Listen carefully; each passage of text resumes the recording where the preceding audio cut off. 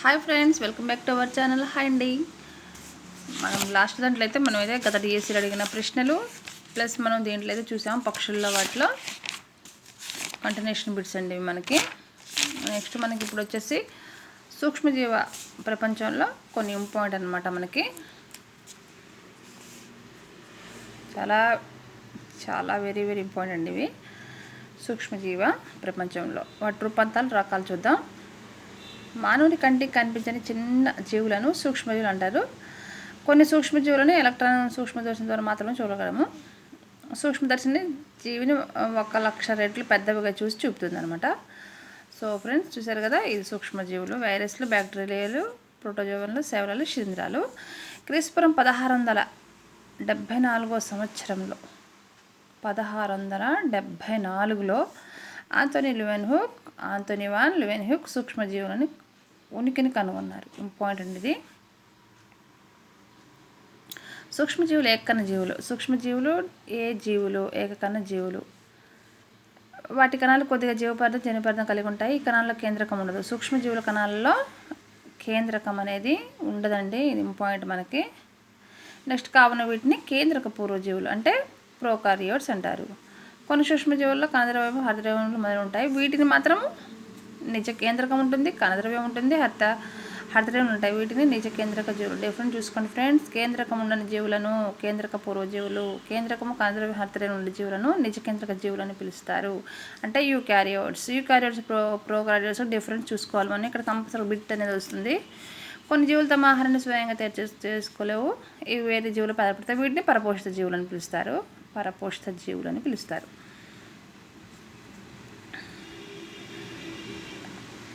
కిరణజన్య సమయక్రియ అంటే కొన్ని జీవుల పదార్థం ఉంటుంది. కార్బన్ డైఆక్సైడ్ ఉపయోగించుకొని సూర్యకాంతిలో ఆహారం తయారు చేసుకుంటే వీటిని మనం స్వయం పోషకాలు అని పిలుస్తారు. ఈ జీవుల్ని కిరణజన్య సమయక్రియ అని, లేకపోతే స్వయం పోషక జీవులను పిలుస్తారు. సూక్ష్మజీవుల గురించి అధ్యయనం చేసే శాస్త్రాన్ని మైక్రోబయాలజీ అంటారు. అంటే సూక్ష్మజీవ శాస్త్రం. సూక్ష్మజీవ శాస్త్రం అంటే మైక్రోబయాలజీ అనగా గ్రీకు భాషలో మైక్రోస్ సూక్ష్మమైన, బయాస్ అంటే జీవం అని అర్థం. బయాస్ అంటే జీవం, లాగోస్ అంటే అధ్యయనం. కంపల్సరీగా బిట్ అనేది వస్తుంది ఫ్రెండ్స్. కంపల్సరీగా మీరు అబ్జర్వ్ చేయండి ఇవి. నెక్స్ట్ వచ్చేసి వైరస్లు అండి. మనకి వైరస్లు చూడండి. వైరస్లు జన్యుపదార్థం చుట్టూ ప్రోటీన్ కణకవచం ఉంటుంది. వైరస్లో జన్యు పదార్థం చుట్టూ ప్రోటీన్ కవచం అనేది ఉంటుంది. మనకి ఎలా అడుగుతారంటే వైరస్ జన్యు పదార్థం చుట్టూ డాష్ కవచం ఉంటుందంటే ప్రోటీన్ కవచం. వైరస్ గురించి అధ్యయనం చేసే శాస్త్రాన్ని వైరాలజీ అంటారు. నెక్స్ట్ వైరస్ను మొట్టమొదటిసారిగా కనుగొన్నది ఎవరంటే ఇవనోవ్స్కీ. వైరస్ను మొట్టమొదటిగా కనుగొన్నది ఇవనోవ్స్కీ అండి, గుర్తుపెట్టుకోండి. వైరాలజీ పితామహుడిగా ఈయన ఏమంటారంటే వైరాలజీ పితామహుడికి కూడా వర్ణిస్తారనమాట.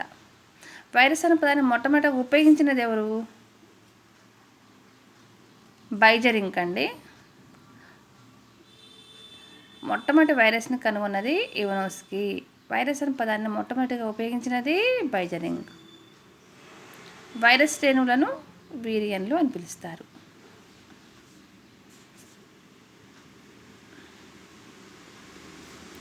నెక్స్ట్ అండి, అదే కణాల బయట ఉన్నప్పుడు వైరస్లు లవణ స్ఫటికాల వలె కనిపిస్తాయి. మనకి ఇక్కడ ఇంపార్టెంట్ ఇది, లవణ స్ఫటికం అనేది. వైరస్లు మనకి ఈ విధంగా అనేది కనిపిస్తాయి అన్నమాట.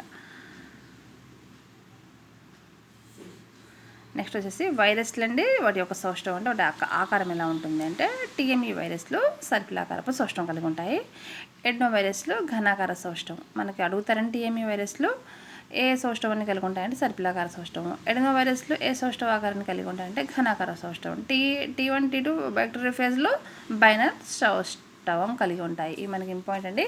నెక్స్ట్ వచ్చేసి మనకి అతిథేయుల ఆధారంగా వైరస్ల రకాలన్నమాట. మనకి ఇక్కడ అతిథేయుల ఆధారంగా వైరస్ల రకాలంటే మొక్కపై దాడి చేసే వైరస్లు ఏమని పిలుస్తారంటే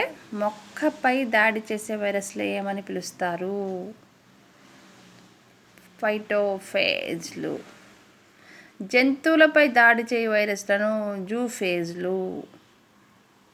ఫైటో అంటే మొక్కలు, జంతువులు అంటే జూఫేజ్లు, బ్యాక్టీరియాలపై దాడి చేసే వైరస్లను బ్యాక్టీరియోఫాజ్లు, శిలీంధ్రాలపై దాడి చేసే వైరస్లను మైకోఫేజ్లు, నీలి ఆకుపచ్చ శైవలాలపై దాడి చేసే వైరస్లను సైనోఫేజ్లు అంటారు. ఈస్టులపై దాడి చేసే వైరస్లను జైమో ఫేజ్లు ఇవన్నీ ఇంపార్టెంట్ అండి. కంపల్సరీగా ఒక బిట్ వస్తుంది. నీలి ఆకుపచ్చ శైవాలపై దాడి చేసే వైరస్లు ఏమనిపిస్తారంటే సైనోఫేజ్.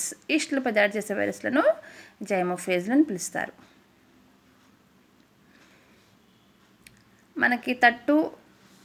మనకు వైరస్ వల్ల వచ్చే వ్యాధులు అంటే తట్టు, చిన్నమ్మవారు, గౌరు బిళ్ళలు, పోలియో, ఫ్లూ, జ్వరాలు, ఎయిడ్స్, జలుబు ఇవన్నీ మనకి వైరస్కి సంబంధించిన వ్యాధులు. ఇక్కడ గుర్తుపెట్టుకోవాల్సిన విషయం అండి. వైరస్కి సంబంధించిన వ్యాధులు మాత్రం ఇవి. నెక్స్ట్ వచ్చేసి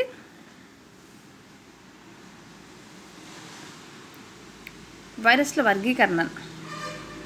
ప్రస్తుతం international committee of taxonomy of virus నామీకరణ వర్గీకరణ సంబంధించిన నిబంధనలను నియంత్రిస్తుంది.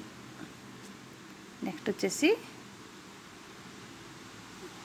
ప్రజాతి మరియు జాతి కుటుంబాల పేర్లను వీరిడే అనే పదంతో అంతం కాక వైరస్తోనూ జాతి నామాల స్వభావాన్ని సాధారణమైన ఆంగ్లంలో వ్యక్తపరచడం అనేది జరిగింది. వైరస్ల నామీకరణ కలుగజేసే వ్యాధులను బట్టి పోలియో వైరస్ అనమాట ఉదాహరణకి. నెక్స్ట్ అండి వైరస్ల యొక్క విశేషాలు అనమాట మనకి దీంట్లో వచ్చేసి మనకి అతి చిన్న వైరస్ F2 బ్యాక్టీరియోఫైజ్, అతి పెద్ద వైరస్ వ్యాక్సినియా వైరస్. ఇంపార్టెంట్ అండి. అతి చిన్న వైరస్ ఏమో F2 బ్యాక్టీరియోఫాజ్, అతి పెద్ద వైరస్ వ్యాక్సినియా వైరస్. వైరస్ యొక్క వివిధ రకాలండి.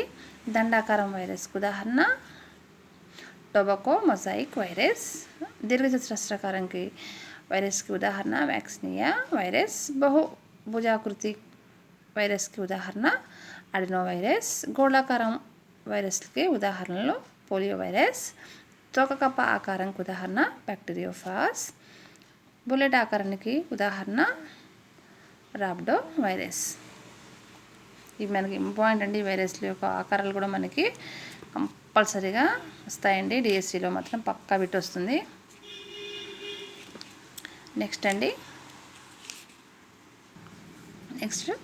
అది వైరస్లు అయిపోయింది. ఇప్పుడు బ్యాక్టీరియాలు మనకి లివెన్హుక్ 1674 సంవత్సరంలో బ్యాక్టీరియాలను కనుగొన్నారు. ఎవరంటే ఆంథోనీ వాన్ లివెన్హుక్ బ్యాక్టీరియాలను కనుగొన్నది. దీంట్లో కేంద్రకాలు ఇతర కణాంగాలు ఉండవు బ్యాక్టీరియాల్లో. బ్యాక్టీరియా అనే పేరును ప్రతిపాదించిన శాస్త్రవేత్త చూడండి ఫ్రెండ్స్, డిఫరెంట్ దాకా వైరస్ల గురించి అంతే. కనుగొన్న శాస్త్రవేత్త వేరే, ప్రతిపాదించిన శాస్త్రవేత్తలు వేరే. ఇక్కడ బ్యాక్టీరియా అనే పేరును ప్రతిపాదించిన శాస్త్రవేత్త బ్యాక్టీరియా కనుగొన్నదేమో 1974లో లివెన్హుక్ అండి.